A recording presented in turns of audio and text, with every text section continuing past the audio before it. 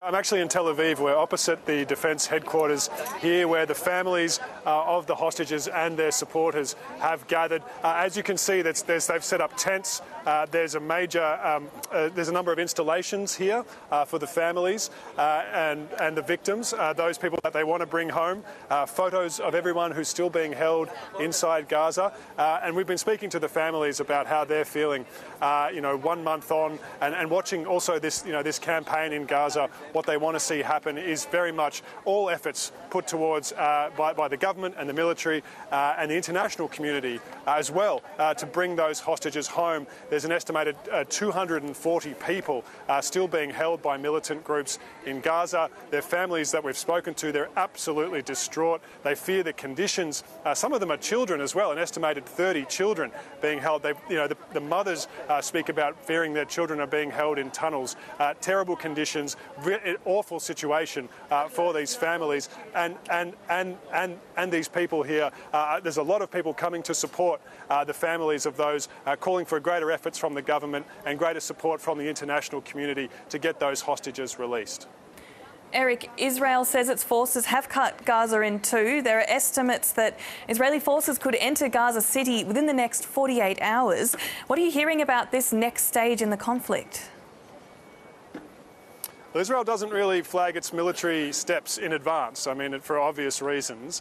It did say that it has completed the encirclement of Gaza City. So we've been hearing from them for the last couple of days that they've cut Gaza City off from the rest of the Gaza Strip.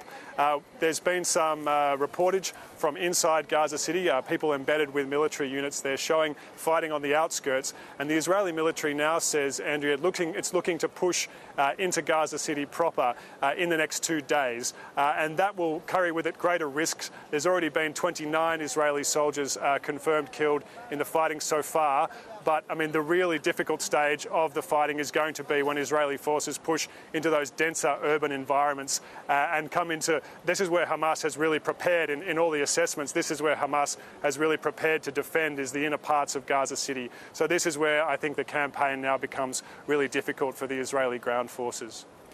Talk of a ceasefire has again been ruled out by Benjamin Netanyahu until these Israeli hostages are, of course, released by Hamas. It feels like things are at a stalemate, though. Which side do you think could give way first? What does this mean for the conflict?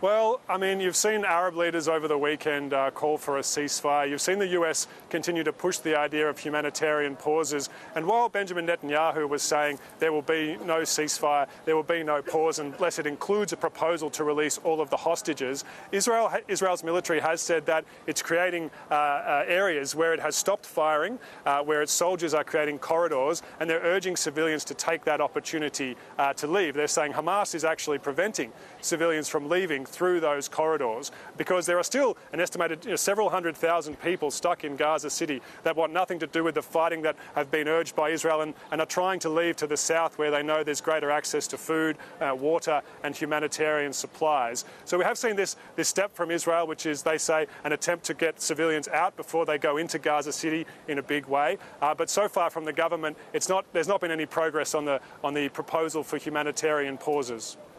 You did mention the US, of course, and US Secretary of State Antony Blinken's Middle East trip is still underway. He's now in Turkey. What was the purpose of this visit? Has it achieved at all what it set out to do?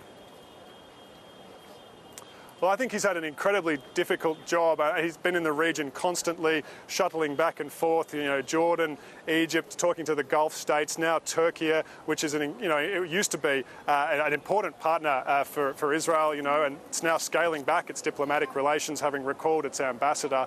The US is walking a very, very difficult tightrope here, maintaining support for Israel on one hand and actively becoming involved militarily, flying drones over the Gaza Strip, searching for the hostages, searching for intelligence to try and assist Israel's hostage recovery efforts, while at the same time trying to reassure Israel's Arab neighbours that this conflict can be contained and that they can satisfy their populations, that international law is being followed, and there's an effort made to reduce the civilian death toll in Gaza. Egypt and Jordan particularly are very worried about their own populations and containing unrest and unease about the Gaza conflict. And that is such a tough task for Antony Blinken, is keeping Egypt and Jordan on side. Jordan's recalled its ambassador. It's not letting the Israeli ambassador return to Jordan after protests in Amman last month.